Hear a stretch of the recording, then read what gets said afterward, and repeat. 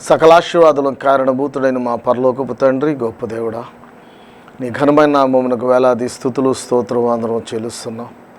మరలా ఈ వారపు సమయంలో ఈ విధంగా మరలా నేను ఈ వాక్యమును ధ్యానించడానికి మేము కూడి ఉంటుండగా, నీ ప్రియ బిడ్డలందరూ కూడి ఉంటుండగా వారి పక్షముగా నిలబడిన నన్ను మీరు దర్శించండి తండ్రి. కావలసినటువంటి వర్తమానాన్ని వారికి అనుగ్రహింప చేయమని వేడుకొనుచున్నా. వినగలిగిన చెవి, గ్రహించగలిగిన మనస్సును మీరు బిడ్డలకు దయచేయమని, వీక్షిస్తున్న వారందరూ మనోనేత్రాలు వెలిగింప చేయమని యేసు పరిశుద్ధ నామములో అడుగుచున్నాం తండ్రి, ఆమేన్. దేవునికి స్తోత్రం కలుగునుగాక. వీక్షిస్తున్న మీ అందరికీ కూడా క్రీస్తు పేరట శుభములు తెలియజేస్తూ ఉన్నాం. దేవుని మహాకృపను బట్టి మరలా ఈ దినము మీ ముందుకు రావటానికి దేవుడు చూపించిన కృపను బట్టి దేవునికి స్తుతులు స్తోత్రములు చెల్లిస్తున్నాను. ఘనత, మహిమ, ప్రభావములు ఆయనకే చెల్లునుగాక. ప్రియులారా, ఈ దినాన్న ఒక ప్రత్యేకమైనటువంటి విషయమును మీ దృష్టికి తీసుకురావాలని చెప్పి నేను ఆశిస్తూ ఉన్నాను. ఏంటంటే, క్రైస్తవులారా, మీ జీవితము వాక్యానుసారముగా సాగుచున్నదా? ఒకసారి ఆలోచించండి. ఏంటంటే, క్రైస్తవులారా, మీ జీవితము వాక్యానుసారముగా సాగుతున్నదా, లేదా వాక్యానుసారముగా ఉన్నదా, లేక వాక్యానుసారముగా జీవిస్తున్నారా? ఇక్కడ మనం గమనించవలసింది ఏంటంటే, క్రైస్తవులుగా అయినప్పుడు బాప్తిసం తీసుకుంటారు, క్రైస్తవులు అనుకుంటారు, చర్చికి వెళతారు, ప్రార్థనలు చేస్తూ ఉంటారు, వస్తూ ఉంటారు. ఇదే క్రైస్తవ జీవితము అని అనుకుంటున్నారు. కానీ నిజంగా క్రైస్తవ జీవితం అంటే ఏంటి అని అంటే, దేవుడు మనకిచ్చిన ఈ పరిశుద్ధ గ్రంథం ఉందే, ఈ పరిశుద్ధ గ్రంథంలో వాక్యానుసారముగా మన జీవన విధానం సాగుతుందా లేదా అనేటువంటిది మనము గమనించాలి, పరిశీలన చేసుకోవాలి.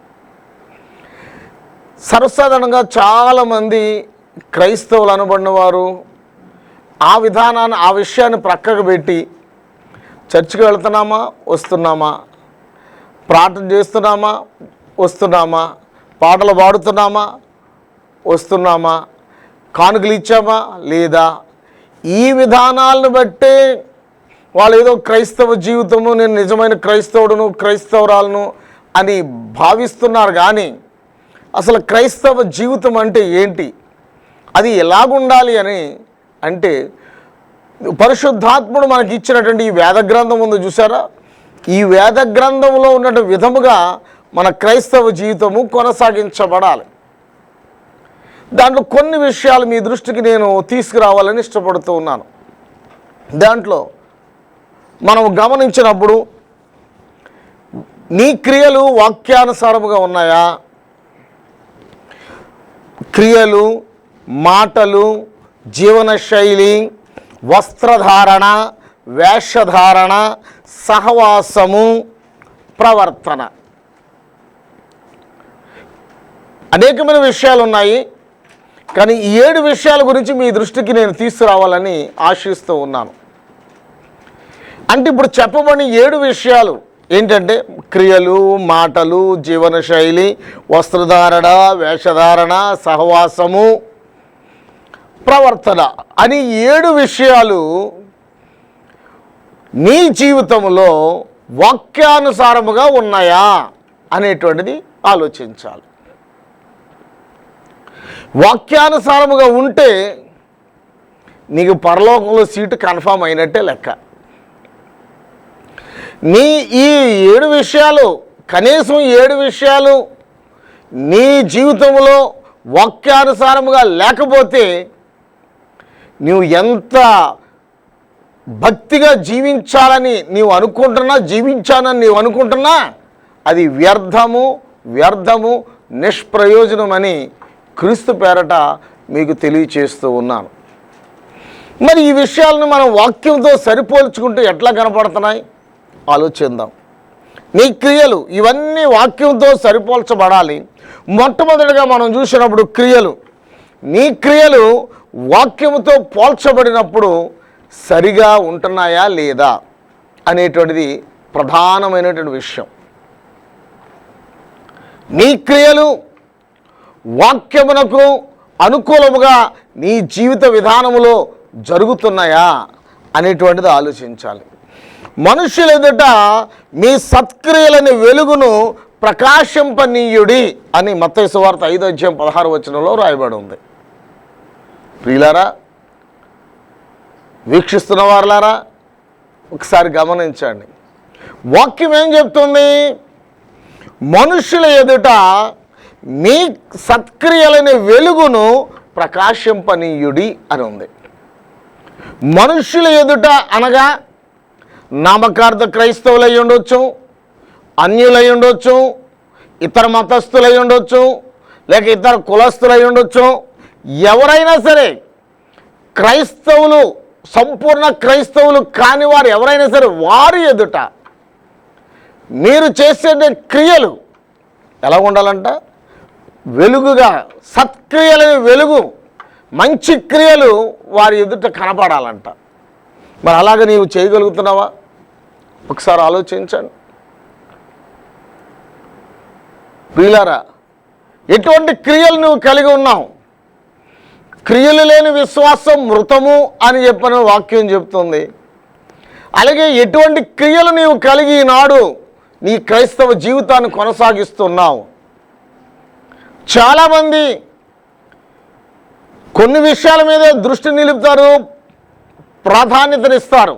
అదేంటంటే బైబిల్ పట్టుకుని చర్చికి వెళ్ళినంత మాత్రాన వాళ్ళు భక్తులు కాదు, మహాభక్తులు కూడా కాదు. నీవు క్రైస్తవుడు అయ్యో, బాప్తిసం తీసుకున్నావు, క్రైస్తవుడు అయ్యో, చర్చికి వెళుతున్నావు, నీ క్రియలు త్రాగుడు, జోదము, వ్యభిచారము, గొడవలు, కొట్లాట్లు, ఇవన్నీ నీ క్రియలు. అప్పుడు నీ క్రియలు నిన్ను ఏమని చూపిస్తున్నాయి? నీ క్రియలు నిన్ను ఏమని చూపిస్తున్నాయి? నీవు సంపూర్ణమైన క్రైస్తవుడిగా లేక వాక్యానుసారముగా జీవిస్తున్న క్రైస్తవుడిగా నీ క్రియలు చూపించగలుగుతున్నాయా నీ జీవితాన్ని? ఆలోచించొకసారి. ఈనాడు క్రైస్తవుల యొక్క బ్రతుకులు ఎలాగున్నాయంటే సంవత్సరానికి ఒకసారి హీరో లెక్క, హీరోయిన్ లెక్క చర్చికి వెళుతూ ఉంటారు.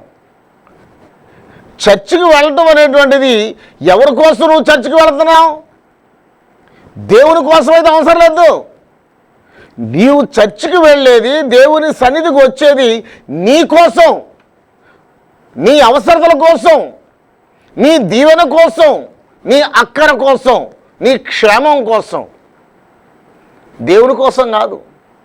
కానీ మూర్ఖపు క్రైస్తవులు చాలామంది చర్చికి ఎందుకు వెళ్తున్నా అంటే దేవుడి కోసం వెళ్తున్నాను అంటారు. అది మూర్ఖపు ఆలోచన, లేక బుద్ధిహీనపు ఆలోచన. నువ్వు రానంత మాత్రాన దేవునికి జరిగే నష్టమేమి లేదు. నీవు వెళితే వాక్యము ద్వారా నీవు బలపరచబడి నీవు సంపూర్ణమైన బిడ్డగా మార్చబడితే, సంపూర్ణమైన బిడ్డగా నీవు ఉంటే, ఆ వాక్యం ద్వారా నీవు ఉన్నప్పుడు దేవుని యొక్క కృప, దేవుని యొక్క సన్నిధి లేక దేవుని యొక్క ప్రసన్నత నీ మీద ఉన్నప్పుడు నీవు దీవించబడతావు, ఆశీర్వదించబడతావు, లేదా కాపాడబడతావు. ఏదో ఒకటి మేలు నీ జీవితంలో జరుగుతుంది. అర్థమైందా? ఆలోచించండి క్రైస్తవులారా. క్రియలు, నీ క్రియలు వాక్యానికి సరిపోల్చు, సరిచూడు. ఎలాగున్నాయి నీ క్రియలు? వాక్యానికి అనుకూలంగా ఉన్నాయా? నీ క్రియలు అనగా నీ పనులు వాక్యానికి అనుకూలంగా ఉన్నాయా? ఒకసారి ఆలోచించు. నీ పద్ధతులు వాక్యానికి అనుకూలంగా ఉన్నాయా? ఆలోచించు ఒకసారి. వాక్యానికి అనుకూలంగా లేకుండా నీవు క్రైస్తవుడును, క్రైస్తవురాలను, భక్తిపరుడును, భక్తిపరురాలను అని చెప్పుకుంటే దానిలో ఉపయోగం ఏమి లేదు. ఏదో సామెత చెప్పిన మేడి పండు చూడ మేలిమయ్యుండు, పచ్చవిచ్చి చూడ పురుగులుండు, పిరికివాని మదిని బింక బిలాగురా అన్నట్లుగా పండు చూస్తే నిగనిగలాడుతుంది, కానీ లోపల చూస్తే పురుగులు ఉన్నట్లుగా నీ బ్రతుకంతా కూడా చెడ్డ కార్యాలతోటి, చెడ్డ పనులతోటి, చెడ్డ జీవితంతో పుచ్చిపోయి కుళ్ళిపోయి నువ్వు పైకి బైబిల్ పట్టుకుని వెళ్ళినంత మాత్రాన దానివల్ల ప్రయోజనం లేదు. నీ క్రియలు ఎలాగున్నాయి? నీ పని నీవు ఎవరువో ఏమిటో ఎటువంటి వాడవో ఎటువంటి దానవో అది తెలియజేస్తుంది. కనుక నీ క్రియలు ఎలాగున్నాయి ఆలోచించు. అందుగురించే 1 పేతురు 2:12 ఈ విధంగా వ్రాయబడింది. పరిశుద్ధాత్ముడు పేతురు ద్వారా వ్రాయిస్తూ ఉన్నాడు. అన్యజనులు ఏ విషయములో మిమ్మును దుర్మార్గులు అని దూషింతురో వారి మధ్య మీ సత్క్రియలను చూపి మంచి మార్గంలో నడువుడి. అర్థమైందండి? అన్యజనులకి నీకున్న వ్యత్యాసం అక్కడ ప్రస్ఫుటముగా కనబడాలి, క్లియర్ కట్గా కనబడాలి. అన్యులు చేసినట్లుగా నువ్వు చేస్తే తేడా ఏముంది? అందుగురించే ఏ విషయంలో నిన్ను దూషిస్తున్నారో, మిమ్మల్ని దుర్మార్గులు, చెడ్డవారు, పనికిమాలిన వారు, నిరుపయోగులు అని చెప్పిన ఏ విషయంలో మిమ్మల్ని దూషిస్తున్నారో ఆ విషయంలో వారి మధ్య, ఎందుకంటే అన్యులకు అది తగినది, వాళ్ళ బుద్ధి అది, వాళ్ళ స్వభావం అది, వాళ్ళ పని అది. కనుక వారి మధ్య మీ సత్క్రియలను చూసి, అనగా మీ మంచి పనులను చూసి, మంచి కార్యములను చూసి, మంచి విధి విధానాలను చూసి దేవుని కొనియాడేటట్లుగా వారి మధ్యలో మీరు ప్రవర్తించుడని 1 పేతురు 2:12 భక్తుడు చక్కగా వివరిస్తూ ఉన్నాడు. ఆలోచించండి ఒకసారి. ప్రియులారా, వీక్షిస్తున్న వారులారా, మీ క్రియలు ఎలాగున్నాయో ఒక్కసారి చూడండి, ఆలోచించండి. ప్రజలు నీ గురించి ఏమని చెప్పుకుంటున్నారు? నీ ఇరుగు పొరుగు వారు ఏమని చెప్పుకుంటున్నారు? నీ ఇంటి చుట్టూరు హిందువులు కానీ, అన్యులు కానీ, ముస్లింలు కానీ ఉన్నారంటే వారు నీ గురించి ఏం చెప్పుకుంటున్నారు ఒకసారి ఎప్పుడైనా ఆలోచించావా? అప్పటికప్పుడే కుటుంబ ప్రార్థన చేస్తావు, అప్పటికప్పుడే గొడవలు కోట్లాట్లు, దేనికి ఒకదానికి పొంతం లేకుండా. మీటింగ్ ఉందంటే బైబిల్ వాటికి చర్చికి వెళ్ళిపోతావు, మళ్ళీ ఇంటికి రాగానే ఏదో గొడవ వచ్చిందంటే వీళ్ళతో కొట్లాట పెట్టుకుంటాం. ఏది నీ క్రియ?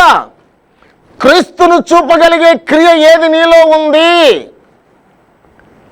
ఈ సమయంలో ఒక్కసారి నువ్వు పరిశీలన చేసుకో. సత్క్రియలైన వెలుగును ప్రకాశింపబడేటట్లుగా, ఆ మంచి క్రియలు బహిర్గతమయ్యేటట్లుగా నీ బ్రతుకు, అనగా నీ జీవితం ఉండాలి. అది వాక్యానుసారముగా నీవు జీవిస్తున్నట్లు లెక్క. నీ జీవితం వాక్యానుసారముగా నడుస్తున్నట్లు లెక్క. మరి ఆ విధంగా నడవగలిగే స్థితిలో ఈ దినాన నీవు ఉన్నావా? ఆలోచించు. పరిశుద్ధ గ్రంథంలోనే అపోస్తల కార్యములు 9:36 ఒక స్త్రీ గురించి వ్రాయబడి ఉంది. ఆ స్త్రీ పేరు దోర్కా. ఆమె దోర్కా యొక్క సత్క్రియలు అక్కడ కొనియాడబడుతున్నాయి. ఆమె చనిపోయింది. అయితే ఆమె తోటి వారందరూ కూడా ఆమెను గురించి ఒక మంచి సాక్ష్యం చెప్తున్నారు. దేవుని అపోస్తలులతో చెప్తున్నారు. ఏమని చెప్తున్నారు? అయ్యా, ఈ దోర్కా బ్రతుకున్న కాలంలో చాలా మంచి పనులు చేసింది, మంచిగా జీవించింది, చక్కగా కుట్టు అలిక పనులు చేసేది, అవన్నీ కూడా ఇక్కడ కనపడుతూ ఉన్నాయి. ఆమె చేసిన మంచి క్రియలు చాలా అనేక మందికి ఉపయోగకరంగా ఉన్నాయి అని చెప్పి ఆమెను గురించి మంచి సాక్ష్యం చెప్పారు. ఆమె గురించి అంటే ఆమె చేసిన పనులు, ఆమె క్రియల గురించి సాక్ష్యం చెప్పినప్పుడు ఆ సాక్ష్యమే ఆమె మరలా తిరిగి బ్రతికించబడటానికి దోహదపడింది. దేవునికి స్తోత్రం కలుగునుగాక. హల్లెలూయా. ఆలోచించండి. నీ క్రియలు మంచివైతే, నీవు జీవించే జీవన విధానము వాక్యానుసారముగా ఉంటే, ఆలోచించు, దోర్కా విషయంలో జరిగిన మేలు లాంటి అద్భుతం నీ జీవితంలో జరుగుతుంది. గమనించి ఒక్కసారి. ఆమె తిరిగి ప్రార్థించగానే బ్రతికింది, జీవం వచ్చింది, కోల్పోయినది తిరిగి పొందుకుంది. ఏ ప్రాణమైతే కోల్పోయిందో ఆ ప్రాణము, ఆమె సాక్ష్యము, ఆమె చేసిన మంచి క్రియలు ఆమె ప్రాణాన్ని తిరిగి మరలా శరీరంలోకి తీసుకురావడానికి సహకారం చేసినాయి. ఈ సమయంలో వాక్యం వింటున్నటువంటి వారులారా, ఒక్కసారి మిమ్మల్ని మీరు పరిశీలన చేసుకోనండి, ఆలోచించండి. ఈ దినాన్న నీవు క్రైస్తవురాలని చెప్పానని గొప్ప చెప్పుకుంటున్నావే, గర్వపడుతున్నావే, అయితే నీ జీవితం ఎలాగుంది? నీ క్రియలు వాక్యమునకు అనుకూలంగా ఉన్నాయా? సూటిగా నీతో మాట్లాడుతున్నాను, దీనదాసుడైన నేను. చెప్పగలవా? గుండె మీద చేసుకుని అవును నిజమే, నేను చేసే ప్రతి పని వాక్యానికి అనుకూలంగానే ఉంది అని చెప్పగలిగినటువంటి ధైర్యం నీలో ఉందా? చెప్పగలిగే సత్తా నీలో ఉందా? లేదు. కానీ ఇవి ఉన్నా లేకపోయినా మటుకు మనం ప్రార్థన చేయడం మానం. స్తోత్రం నాయన, హల్లెలూయా, ప్రభువా తండ్రి కరుణించు, కాపాడు, కృప చూపించాను, అబ్బో చాలా దీర్ఘ ప్రార్థనలు మనం చేసేస్తాం. అవన్నీ కూడా నిరుపయోగమైన ప్రార్థనలే. ఎందుకంటే నీ జీవితం సరిగా లేదు, నీ క్రియలు బాగా లేవు, నీ పనులు బాగా లేవు, నీ క్రియలు బట్టి దేవునికి అవమానం కలుగుతుంది. అటువంటిప్పుడు దేవుడు నీ పక్షాన ఏ విధంగా కార్యం చేస్తాడు? నీ పక్షాన నువ్వు చేసే విజ్ఞాపన ఆయన ఎలా ఆలకిస్తాడని చెప్పి నువ్వు అనుకుంటున్నావు? ఆలోచించు. క్రైస్తవుడా, క్రైస్తవురాలా, నీ జీవితము వాక్యానుసారముగా ఉన్నదా? నీ జీవితము వాక్యానుసారముగా కొనసాగించగలుగుతున్నావా? అంటే ఈ జీవితంలో నీ క్రియలు ఎలాగున్నాయి? వాక్యానికి లోబడినట్టుగా ఉన్నాయా నీ క్రియలు? అనగా నీ పనులు, నీ పద్ధతులు వాక్యానికి అనుకూలంగా ఉన్నాయా? చెప్పు ఒకసారి. ఏ క్రియలు నీకు వాక్యానికి అనుకూలంగా ఉన్నాయో చెప్పు. ఈనాడు క్రైస్తవులను పడినవారు ప్రతి ఆఫీసులోనూ కూడా ఉన్నారు. గెజిటెడ్ ర్యాంక్ దగ్గర నుండి, సామాన్యమైన 4th క్లాస్ ఎంప్లాయీ దగ్గర నుండి, గ్రేడ్ ఏ ఎంప్లాయీస్ వరకు కూడా అనేక మంది క్రైస్తవులు ఉన్నారు, అధికారులు ఉన్నారు. కానీ ఆ అధికారులు వారి క్రియలు ఎలాగున్నాయి? వారి క్రియలు ఎలాగున్నాయి ఆలోచించారా? లంచం తీసుకోవడం మానేసావా నువ్వు? సంఘాల్లో పెద్దలుగా బ్రతుకుతున్నావు, సమాజంలో పెద్దగా బ్రతుకుతున్నావు, లంచం తీసుకోవడం మానేసావా? నీ క్రియ ఆడు దేవుడు భక్తుడు అంట, కానీ పెద్ద లంచగొండి అని చెప్పి నీ గురించి అంటుంటే అది వాక్యానికి అనుకూలమైన జీవితమేనా? ఓ సహోదరుడా, సహోదరి, వీక్షిస్తున్న నీవు, నీ క్రియ ఎలాగుంది? ఇది నాన్న వాక్యానికి అనుకూలంగా ఉందా? నీ క్రియలను బట్టి దేవుని కార్యము బయలుపరచబడుతుందా? నీ క్రియలు దేవుని క్రియలకు అనుకూలంగా ఉన్నాయా? ఒకసారి ఆలోచించు. ఎందుకండి ఎవరు చేయమన్నాడండి ఇటువంటి దొంగ భక్తిని, పనికిమాలిన భక్తిని? దేనికోసం చేస్తున్నావు నువ్వు? నిరుపయోగమైన భక్తి. నీ క్రియలు సరిగా లేకపోతే నీవు చేసే భక్తి అంతా కూడా బూడిదలో పోసిన పన్నీరు, వ్యర్థము వ్యర్థము వ్యర్థము. అందు గురించి అంటున్నాడు, మనుష్యుల ఎదుట మీ సత్క్రియలని వెలుగును ప్రకాశింపనీయుడి. దేవునికి స్తోత్రం కలుగునుగాక. ఈ సమయంలో ఒక్కసారి నిన్ను నీవు పరిశీలన చేసుకో, ఆత్మ పరిశీలన చేసుకో. మనం విమర్శిస్తాం, ఆడలాగా, ఈమె ఇలాగా, ఆమె అలాగా, ఆమె పనులు బాగోలేదు, ఆమె చేసే పద్ధతులు బాగోలేవు అని చెప్పారు. అసలు నీ పద్ధతి ఎలా ఉంది? గురువింద పూసలాగా ఉందా నీ పని? ఎదటవాని కంటిలో ఉన్న నలుసును చూపించే ముందు నీ కంటిలో ఉన్న దూలాన్ని సరి చేసుకోమని యేసు ప్రభులు వారు ఈ లోకంలో జీవించిన కాలంలో చెప్తున్నారు. నీ కనపడతలే, కానీ నీవు ఎదరటి వాళ్ళకి కనపడుతున్నాయి. నువ్వు చేసే పనులు ఎదటి వాళ్ళకి కనపడుతున్నాయి. నీకు మంచిగానే ఉండొచ్చు, కానీ ఎదటి వాళ్ళు నిన్ను చూస్తున్నప్పుడు వాక్యానికి అనుకూలంగా లేని జీవితం వీళ్ళు జీవిస్తున్నారని నీ గురించి అనుకుంటున్నారనే సంగతిని ఒకసారి ఇది నాన్న నువ్వు గమనించాలని చెప్పానని ప్రేమతో నీకు తెలియచేస్తున్నాను. కనుక నీ క్రైస్తవ జీవితము ఎలాగుంది? వాక్యానికి అనుకూలంగా ఉందా నీ క్రైస్తవ జీవితము? చాలామంది అంటారు, ఆ చర్చి కట్టినప్పుడు పునాదులు నేనే తవ్వాను, పునాదుల దగ్గర నుండి నేనున్నాను, నేను సీనియర్ని, ఈ ఊరికే నేను మొట్టమొదటి క్రైస్తవుని. ఎవరికి కావాలి? ఎవరికి? నువ్వు మొట్టమొదటి క్రైస్తవుడు అయితే ఎవరికి కావాలి? నీ బ్రతుకు సరిగా లేదు, నీ పనులు సరిగా లేవు, నీ యొక్క క్రియలు సరిగా లేవు. అటువంటిప్పుడు దేవుడు నిన్ను చూసి హర్షిస్తాడా? ఆలోచించు ఒక్కసారి. నీ క్రియలు, ప్రియులారా, వీక్షిస్తున్న వారులారా, నీ క్రియలు వాక్యానికి అనుకూలంగా ఉన్నాయా లేవా? అందరూ ఒక లెక్క ఉండరు, అందరి క్రియలు ఒక లెక్క ఉండవు. నీవు చేస్తున్న పనులు వాక్యానికి, దేవుని వాక్యానికి, పరిశుద్ధ గ్రంథానికి అనుకూలంగా ఉన్నాయా లేవా ఒకసారి ఆత్మవిమర్శ చేసుకో. లేకపోతే సరి చేసుకో. ప్రభువా నిజమే, నేను ఇంతకాలం నుండి భక్తి చేస్తున్నాను కానీ దానివలన ఏం ప్రయోజనం లేకుండా పోయింది, నాకు ఉపయోగం లేకుండా పోయింది, మనసుకు నెమ్మది లేదు, శాంతి లేదు, సమాధానం లేదు.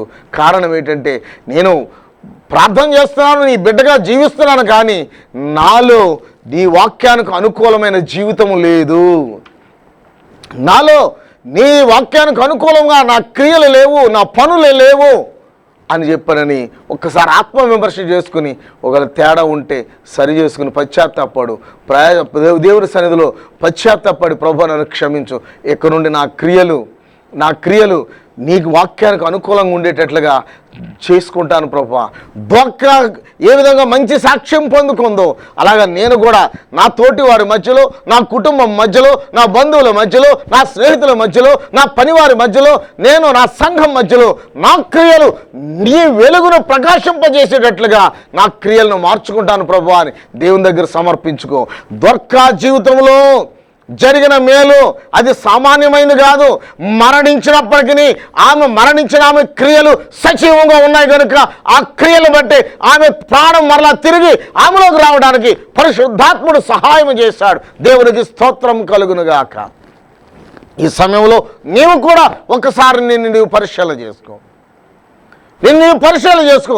నీ జీవితంలో నీవు కని విని ఎరగని ఊహించని కార్యము నీ జీవితంలో జరగాలి అని అంటే నీవు కూడా నీ క్రియలను మార్పు చేసుకో. ఏవైతే దేవునికి అసహ్యమైన క్రియలు ఉన్నాయో, ఏవైతే దేవునికి అయిష్టమైన పనులు ఉన్నాయో, ఏవైతే దేవునికి ఇష్టము కానటువంటి జీవితం నీలో ఉందో దాన్ని తీసివేసి వాక్యానికి అనుకూలమైన జీవితాన్ని జీవించడానికి ప్రయాసపడు, సమర్పణ చేసుకో. దేవుడు నీ జీవితంలో చేసే అద్భుతాన్ని నీవు రుచి చూడగలుగుతావు. అట్టి కృప దేవుడు మీకు అనుగ్రహించును గాక. దేవుని నామమునకు స్తోత్రము కలుగును గాక. దైవజనులు ఇంతవరకు చక్కటి మాటలు, క్రైస్తవుని యొక్క క్రియలు ఏ విధముగా ఉండాలి, లోకంలో జీవించుచున్న మనం దేవుని బిడ్డలమని చెప్పుకుంటూ కాలయాపన చేయుచున్న మనం క్రీస్తులో ఉన్న క్రియలు మనలో కనబడుతూ ఉన్నాయా? ఆయన ప్రేమ, ఆయన సమాధానం, ఆయన శాంతి, ఆయన సాత్వికము, ఇవన్నీ ఆయన బిడ్డలమ్మగా మనలో ఎదుటివారికి లేక అన్యులకు కనబడుతూ ఉన్నాయా? బైబిల్ చదువుతున్నాం, వాక్యాలు వింటున్నాం, మార్పు అనేది ఉన్నదా? మార్పు లేకుండా ఎన్ని చేసినా ప్రయోజనం అనేది లేదు. అందుకే ప్రకటన గ్రంథం 1:3 ఉంటుంది, సమయము సమీపించుచున్నది గనుక ఈ ప్రవచన వాక్యములు చదువువాడు వినువాడు ధన్యుడని. అంత మాత్రమే కాదు, వాటిని గైకొనువాడు మరి ధన్యుడని. చదువుకుంటూ వింటూ వెళ్ళిపోవడం కాదు, అవి మన జీవితాలకు అప్లై చేసుకుని లేక అన్వయించుకొని ఆ ప్రకారముగా జీవించగలిగితే క్రైస్తవునికున్న క్రియల ద్వారా అన్యులు ఆ క్రియలు చూసి అమ్మో వీరు దేవుని బిడ్డలు, వీరు క్రీస్తు బిడ్డలు అని వారి నోటు ద్వారా చెప్పడానికి అవకాశం దొరుకుతుంది. ఒకసారి ఆలోచించండి. క్రియలు లేకుండా ఎన్ని చేసిన ఉపయోగం ఏముంది? ప్రయోజనం ఏమీ లేదు. నేను క్రైస్తవుని అనే మొక్కల్లో తెడ్డి లెక్క మురిసిపోవడమే తప్ప క్రైస్తవునకు తగిన క్రియలు నీ మాటలో, నీ చూపులో, నీ పనిలో, నీ నడవడికలో, ప్రతి దానిలో క్రీస్తు కనబడుతున్నాడా? క్రీస్తు కనబడేటట్లు నీ విధానం ఉన్నదా? బోధించేవారు మేమైనా, వినుచున్నవారు మీరైనా క్రీస్తును చూపించకపోతే మనం చేసే భక్తి అంతా వ్యర్థమే. అందుకే క్రైస్తవులారా, చూచుచున్న వారలారా, వినుచున్న వారలారా, ఒక్కసారి ఆలోచన చేయండి. ఎన్ని సంవత్సరాలైందో రక్షించబడి తెలియదు, కానీ రక్షించబడిన నీవు నీ ఇంటిలో, నీ కుటుంబంలో, లేక నీ బంధువుల మధ్యలో, నీ స్నేహితుల మధ్యలో క్రీస్తును కనపరిచే క్రియ నీలో ఉంటే ధన్యుడవు ధన్యురాలు అవుతావు. అలా లేకుండా నీవు జీవిస్తే దానివలన సాతానుగాడు అంటాడు దేవుని దగ్గరికి వెళ్ళి, నీ పిల్లలే అంటున్నావు కదా, నీ వారే అంటున్నావు కదా, వారి విధానాలన్నీ నావే, ఏదో గుడిలోకి మట్టుకు నీ పిల్లల లెక్క వెళ్తున్నారంతే, అక్కడ వాళ్ళు ఆలోచిస్తున్నవి, వాళ్ళు చూస్తున్నవి, వాళ్ళు చేస్తున్నవని నా పనులే అని సాతానుగాడు దేవునితో చెప్తున్నాడేమో. ఆలోచించండి ప్రియమైన దేవుని బిడ్డలారా, కడవరి దినాల్లో ఉన్నాం. ఆయన రాకడ బహు సమీపముగా ఉన్నది. ఎవరికి వారు సిద్ధపడకపోతే, ఎవరికి వారు క్రీస్తునకు కలిగిన క్రియలు చెయ్యకపోతే, అవి కనుపరచకపోతే చేసే భక్తి అంతా బుడిదలో పోసిన పన్నీరు వలె అయిపోతుందని దేవుని వాక్యము ద్వారా నేను మీకు జ్ఞాపకం చేయుచున్నాను. ఆలోచించండి ఒకసారి. ఈ లోకంలో మనం ఎంతకాలం బ్రతుకుతామో తెలియదు. బ్రతికిని కొద్దిపాటి జీవితము క్రీస్తును సంతోషపెట్టే జీవితం. నీ మాటలో, నీ చూపులో, ఎదుటివారితో మాట్లాడుతున్నప్పుడు దేవుని గురించే మాట్లాడతావా, లేకుంటే లోక సంబంధమైన సంభాషణ చేస్తున్నామా? దేవుని గురించే మనము ముందుకు కొనసాగే వారముగా ఉన్నామా, లేక లోక విధానాలను వాటిని మన సంభాషణలో పెట్టుకొని అలాగా ఇలాగ వారి గురించో వీరి గురించో మాట్లాడుకుంటూ వెళ్ళిపోతూ ఉంటే దానివల్ల ఉపయోగం ఏముంది? దేవుని వాక్యం అంటుంది కదా, ఎచ్చటి 2-3 నామ మన కుడి ఉంటారు, వారి మధ్యన ఉంటానంటున్నాడు. అంటే ఎప్పుడు ఉంటాడు? నీ సంభాషణ దేవునికి ఇష్టమైనప్పుడు, నీ మాట దేవునికి ఇష్టమైనప్పుడు. పూర్వకాలంలో క్రైస్తవులు కలుసుకున్నప్పుడు ఒక మాట అనుకునేవారంట, ప్రైజ్ లాడని కాదు కానీ పరిశుద్ధంగా ఉన్నారా అని అనుకునేవారంట. ఇప్పుడు అనుకుంటారా మాట? పరిశుద్ధంగా ఉన్నారా అని అనుకుంటే ఇప్పుడు ఏమంటారు? రకరకాలుగా మాట్లాడతారు. 40 సంవత్సరాలు వెనక్కి వెళితే వారు మాట్లాడుకునే విధానము, ప్రార్థించావా, ఎంతసేపు ప్రార్థన చేస్తావు, దేవునిలో గడిపావా, వాక్యం, ఈ సంభాషణ ఎక్కువ ఉండేది. కానీ ఇప్పుడున్న సంభాషణ ఏంటంటే లోక సంబంధమైనది, శరీర సంబంధమైనది. ఇవి నిష్ప్రయోజనమైనవి, ఉపయోగము లేనివి. అందుకే దేవుని వాక్యము చాలా స్పష్టముగా మనతో మాట్లాడుచున్న మాట ఏమిటంటే, క్రైస్తవునకు కలిగిన క్రియలు, క్రీస్తు కలిగిన క్రియలు క్రైస్తవులముగా మనము కూడా కలిగి ఉంటే ఆయన రాజ్యమునకు వారసులం అవుతాం. ఆయనతో కలిసి జీవించడానికి అవకాశము దొరుకుతుంది కనుక చూస్తున్న వారులారా, వింటున్న వారులారా, జీవితాన్ని సరిచేసుకోండి. వాక్యానుసారముగా జీవించడానికి మిమ్మల్ని మీరు ప్రభువుకు సమర్పించుకోవాలని ప్రేమతో మనవి చేస్తూ, విశ్వాసమునకు తగిన క్రియలు చేస్తూ ఆ ప్రకారముగా జీవించాలని ప్రేమతో మనవి చేస్తూ నా మాటలు ముగిస్తూ ఉన్నాను. తలలు వంచండి, ప్రార్థన చేసుకుందాం. కృపా కనికరము కలిగిన మా పరలోకపు తండ్రి, నీ శ్రేష్టమైన నామమునకు వందనాలు. మీ దాసుల ద్వారా తెలియజేయబడిన ప్రతి మాట నీ బిడ్డలు విన్నారు, చూచారు. వారి జీవితాలను నీలో ఆ విధముగా కొనసాగించుకోవడానికి మీరు సహాయం చేయండి. క్రియలు కలిగిన విశ్వాస జీవితాన్ని వారు జీవించడానికి కృప చూపించండి నాయన. వారికున్న ప్రతి వ్యాధి నుండి, ప్రతి సమస్య నుండి, ప్రతి ఇరుకు నుండి, ప్రతి ఇబ్బంది నుండి, ప్రతి కష్టము నుండి, ప్రతి విధమైన సాతాను యొక్క క్రియ నుండి మీరు విడుదల చేయమని ప్రార్థన చేయించున్నాను. నీ కార్యము జరిగింపచేయండి. కుటుంబాలను మీరు దీవించండి, ఆశీర్వదించండి. ఈ నూతన సంవత్సరంలో బహుమానముగా ఇచ్చిన ఈ సంవత్సరాన్ని మీ కృపలో మేము వర్ధిల్లుతూ ఆ సంవత్సరంలో మీరు దాచి ఉంచిన మేలును అనుభవించడానికి సహాయమును దయచేయమని, వీక్షిస్తున్న ప్రతి బిడ్డను కూడా మీరు జ్ఞాపకము చేసుకోమని యేసు పరిశుద్ధ నామమున అడుగుచున్నాము తండ్రి, ఆమేన్. తండ్రి అని దేవుని యొక్క ప్రేమయు, అద్వితీయ కుమారుడిని యేసుక్రీస్తు కృపయు, ఆదరణకర్త అయిన పరిశుద్ధాత్మ యొక్క అన్యోన్య సహాయ సహవాసం తోడు నీడ వీక్షిస్తున్న మీకెల్లరకు ఇప్పుడు ఎల్లప్పుడూ సదాకాలము తోడయ్యుండును గాక. ఆమెన్. దేవుడు మిమ్మల్ని దీవించును గాక. ఆమెన్.